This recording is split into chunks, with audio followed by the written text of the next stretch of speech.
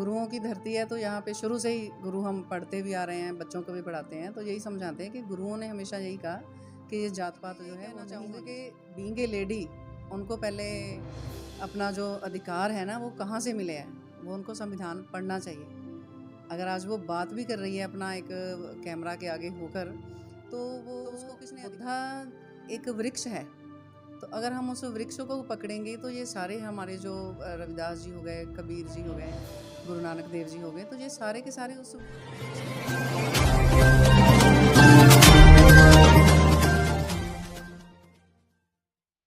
जय भीम। नमो साथियों, आज हैं हम फूलपुर और ये जालंधर का एक गांव है और यहाँ की सबसे बड़ी खूबसूरत बात यह है कि यहाँ पर परम पूज्य बाबा डॉक्टर भीमराव अंबेडकर के मिशन एंड मूवमेंट पर आधारित एक ऐसा स्कूल चल रहा है जो कि नर्सरी से 12वीं क्लास तक है।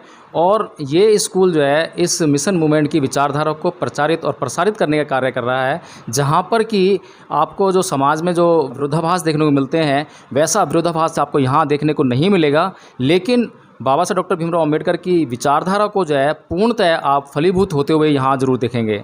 तो यहाँ पर हम बात करेंगे यहाँ के प्रिंसिपल से, जो कि मिसेस चंचल हैं, और उनसे बातचीत करते हुए हम ये जानना चाहेंगे कि जो पंजाब है, पंजाब की जो संस्कृति है और जिस परिवेश में वे पली बड़ी हैं, तो उससे और जो मिशन मूवमेंट जो चला रही हैं अभी, जो उसकी विचारधारा है, उस परिवेश के जो आपस में क्या विरोधाभास हैं या क्या समानताएं हैं। तो चंचल जी, आपका स्वागत है एनबी न्यूज़ 24x7 में। Thank you. मैडम, ये बताइए कि आपका जो बचपन है, बचपन इसी विचारधारा में पला बड़ा या फिर कुछ और दूसरी विचारधारा में पला बड़ा था? नहीं, मेरा बचपन भी ऐसी विचारधारा से, मैं बाबा साहब को अपने बचपन से ही सुनती आ रही हूँ। मेरे फादर अम्बेडकराइट हैं और इसकी वजह से बाबा साहब को सुनना मेरे लिए कुछ नई बात नहीं हुई अभी। तो शुरू से बाबा साहब को फॉलो किया है। जब मैं छोटी सी तो इनकी पोएम्स बोला करती थी, कोई प्रोग्राम आ गया उसमें इनकी पोएम बोलना। तो शुरू से बाबा साहब के, हमारे घर में बाबा साहब की फ़ोटो के अलावा कोई फ़ोटो नहीं थी। जब बचपन में अपने घर में मैंने कोई और फ़ोटो कभी नहीं देखी बाबा साहब और बुद्धा के अलावा। तो मैडम, हम देखते हैं कि जो पंजाब है, पंजाब का अपना एक कल्चर है जिसमें कि धार्मिक मान्यता एक विशेष रूप से प्रभाव रखती है अपना, जिसको हम सिख धर्म का कहते हैं। सिख धर्म की जो मान्यता है बहुत प्रभावी है यहाँ पर। तो जो हम अपनी जो ये बाबा साहब की जो विचारधारा है वो बुद्धिज़्म की तरफ लेके जाती है। तो ये जो बुद्धिज़्म तरफ जो विचारधारा लेके जा रही है हमें, और यहाँ जो कल्चर है पूरा, जो पूरे अगर हम कहें कि पंजाब में यदि जो कहें कि हाई कास्ट और लोअर कास्ट जो समझी जाती है समाज में, उन दोनों ही समाजों में सिखिज़्म का जोर है। वहाँ पर जो है जो बुद्धिज़्म है यहाँ पर बिल्कुल भी देखने को नहीं मिलता है। तो इसका कहीं विरोधाभास आपको झेलना पड़ता है कहीं तक? नहीं, मुझे स्कूल चलाते समय ऐसा कभी फील नहीं हुआ, क्योंकि पंजाब जो है वो भी गुरुओं की धरती है। तो गुरुओं ने भी शुरू से ये जात पात ख़त्म ही करने की बात की है। तो कहीं ना कहीं किसी जगह पे आके जैसे सिमिलैरिटी हमें मिलती है। अगर हम गुरु गोविंद सिंह जी की बात करते हैं, तो उन्होंने जात पात ख़त्म की। उन्होंने जब खालसा पंथ की स्थापना की तो उन्होंने इस चीज़ को बिल्कुल ख़त्म किया। तो मुझे नहीं लगता कि ऐसा कुछ है जहाँ उनको, वो हमारे खिलाफ़ हैं जहाँ हम उनके, क्योंकि आइडियोलॉजी देखनी है कि उनकी सोच क्या है। तो मुझे भी ठीक लग रहा है और उनको भी मुझे लग रहा है कि आपने देखा होगा कि जहाँ पे टीचर्स भी है, अभी बच्चे तो नहीं हैं, बच्चों से बात करते तो आपको और भी क्लैरिटी हो जानी थी। लेकिन ऐसा कभी मुझे नहीं लगा कि कुछ ऐसा क्लैश होने वाला है, क्योंकि गुरुओं की धरती है, तो यहाँ पे शुरू से ही गुरु हम पढ़ते भी आ रहे हैं, बच्चों को भी पढ़ाते हैं। तो यही समझाते हैं कि गुरुओं ने हमेशा यही कहा कि ये जात पात जो है वो नहीं होनी चाहिए। इंसान इंसान ही है और इसकी कोई जात नहीं होनी चाहिए। तो यही बात अभी बुद्धा ने भी हमें समझाई है। तो वही बात अभी भगवान बुद्ध की जो बात है, वही बातें आगे हम देखते हैं तो कबीर महाराज जी ने की है, वही बातें गुरु नानक देव जी ने की है, वही बातें गुरु रविदास जी ने की है। तो आइडियोलॉजी सेम ही है जो आ रही है, तो उसमें डिफरेंस कहीं नहीं है, इसलिए उनको अपनाना आसान है। तो विचारों में कहीं डिफरेंस नहीं है, लेकिन मैं ये जानना चाहूँगा कि परम पूज्य बाबा डॉक्टर भीमराव अम्बेडकर ने सिर्फ बुद्ध की ही ओर इशारा क्यों किया, जबकि रविदास जी भी थे और कबीर पंथ भी है, सिखिज्म भी है, मुस्लिम धर्म भी है। इस देश में जो है नाना प्रकार के धर्मों से युक्त ये देश है, तो सिर्फ बुद्ध की तरफ ही क्यों लेकर गए अपने समाज को?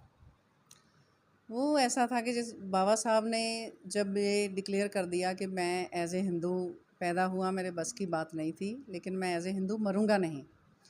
तो उन्होंने हम सभी जानते हैं कि उन्होंने पूरे धर्मों की जो है खोज की, सभी धर्मों के उन्होंने ग्रंथ पढ़ डाले।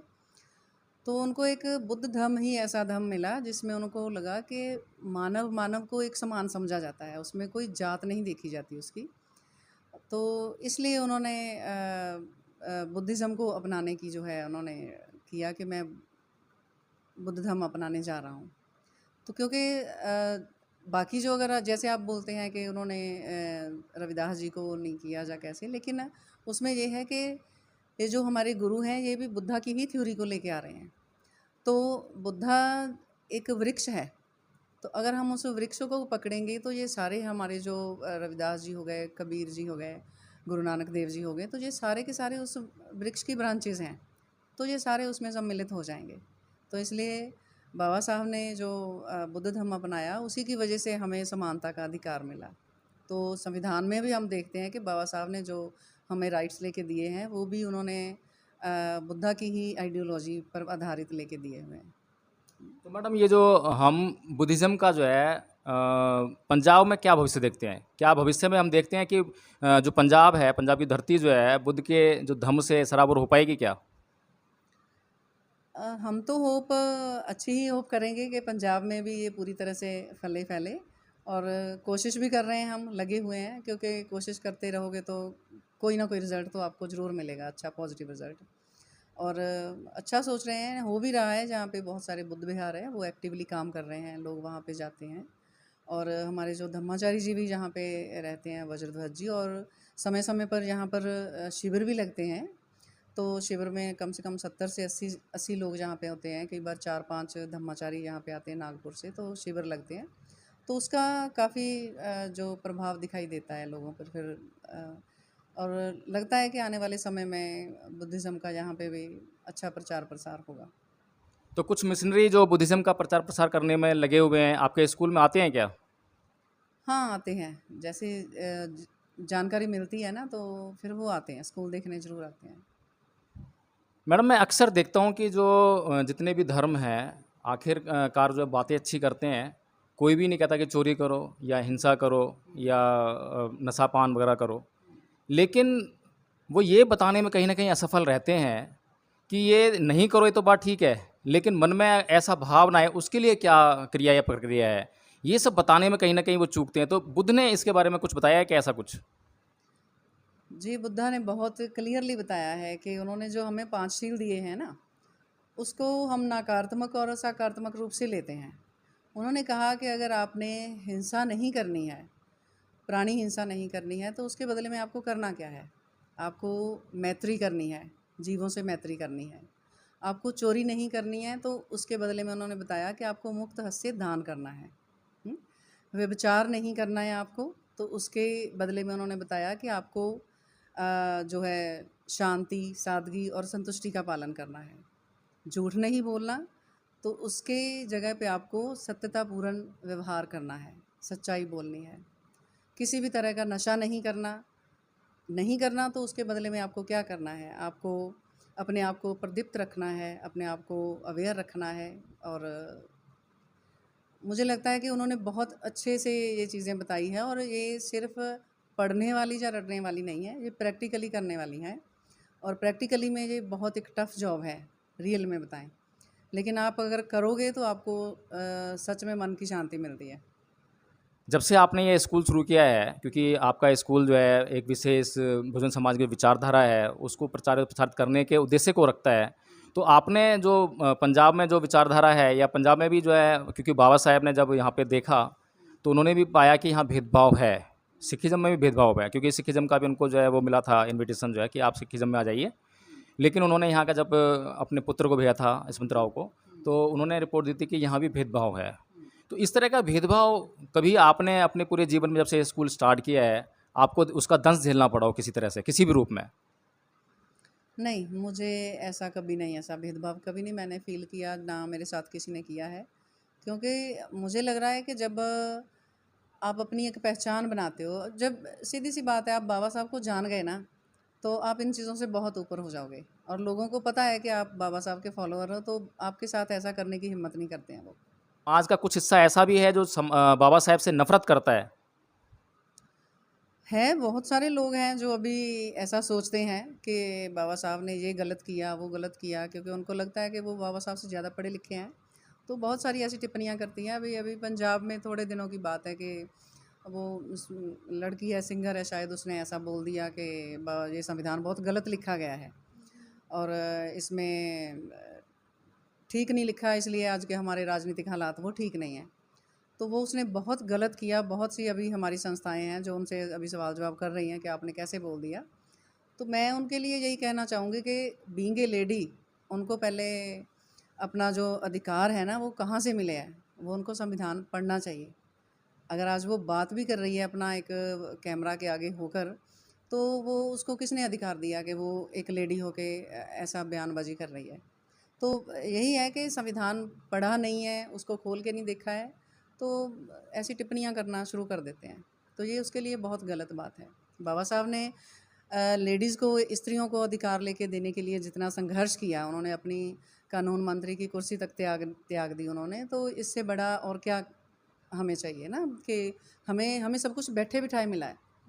हमने कुछ किसी अधिकार के लिए लड़ा नहीं है, कोई क्रांति नहीं करनी पड़ी हमें। सब कुछ उन्होंने हमें दे दिया, उनके अधिकारों को हम आज एंजॉय कर रहे हैं। तो इसीलिए हमें उनको अगर हम, मैं तो ये भी कहूँ कि अगर हम बाबा साहब को आंखें बंद करके भी फॉलो करें ना, तो इसमें भी कोई बड़ी बात नहीं होगी, क्योंकि बाबा साहब ने हमारे लिए कुछ भी छोड़ा नहीं है कि मैं जो छोड़ के जा रहा हूँ इसको आप पूरा कर लेना। तो सब कुछ करके चले गए हैं। जो महिला ने संविधान के खिलाफ टिप्पणी की है उसमें कहीं ना कहीं सरकार का हाथ है, क्योंकि सरकार की जो एजुकेशन सिस्टम है उसमें कहीं भी बाबा साहेब को पढ़ाया नहीं जाता, बाबा साहेब के महत्व को नहीं बताया जाता, संविधान के महत्व को नहीं बताया जाता। और विशेष तौर पर जो महिलाओं के लिए परम पूज्य बाबा डॉक्टर भीमराव अम्बेडकर का जो योगदान है उसको कहीं भी पढ़ाया नहीं जाता। तो आप ऐसा मानते हैं कि मतलब जो है ये सरकारों की कहीं ना कहीं नाकामी है जिसकी वजह से ये महिला इतना बोल पाए? बिल्कुल, ये पॉलिटिकली अपने आप को थोड़ा-सा पॉलिटिकली स्टंट है एक, अपने आप को दिखाने के लिए कि हाँ हमें बहुत नॉलेज है। और अगर आप ये बोलें कि ये पढ़ाया नहीं जा रहा है स्कूलों में, तो ये वाक़ई में बहुत है कि स्कूलों में जो सिलेबस है अभी, जो एजुकेशन पॉलिसी आई है उससे भी रिलेटेड हम काम कर रहे थे कि कौन-कौन से हमारे जो आइकन्स हैं जिनको इस एजुकेशन पॉलिसी में लेना चाहिए, सिलेबस में आना चाहिए उनका। तो ये तो चाहिए, संविधान तो कम से कम एक जो है प्रॉपरली लागू होना चाहिए स्कूल में, कि इसको पढ़ाया जाना चाहिए, प्रॉपरली पढ़ाया जाना चाहिए उसको। जी मैडम, बहुत बहुत धन्यवाद आपका, जो आपने हमारे न्यूज़ चैनल के लिए इतनी अच्छी अच्छी बातें बताई और हमारे दर्शक इनको सुनकर समझकर प्रेरणा लेंगे, मोटिवेटेड होंगे। और मैं फिर से यही अपील करना चाहूँगा कि यह स्कूल जो है आपके दान पर चलता है और दान पारमिता का आप भरपूर प्रदर्शन कीजिए। और यह स्कूल जो है जालंधर में है और हम चाहेंगे कि जो जालंधर में ही नहीं बल्कि पूरे देश में ऐसे हज़ारों की संख्या में स्कूल खुलें और वो इस तरह से विचारधारा का प्रचार प्रसार करें और जो अन्य स्कूल हैं उनसे अच्छा प्रदर्शन करके दिखाएं, ताकि समाज में जो है जो हम चाहते हैं मिशन मूवमेंट को फैलाना वो समाज में जा सके। और दूसरे जो लोग हैं जो हमसे या समाज से या हमारे महापुरुषों से घृणा करते हैं किन्हीं न किन्हीं बातों से, तो वे उन बातों को समझ सकें, उन बातों को जान सकें और अपनी घृणा को अपने मन से निकाल सकें। इसी साथ मैं विदा लेता हूँ। जय भीम, नमो साथियों। अपना चैनल, आपका चैनल, समाज का चैनल, देश का चैनल एनबी न्यूज 24/7 को आप लाइक करें, सब्सक्राइब करें और ज्यादा से ज्यादा इसकी वीडियो को शेयर करें, ताकि हर खबर को मैं आप तक आसानी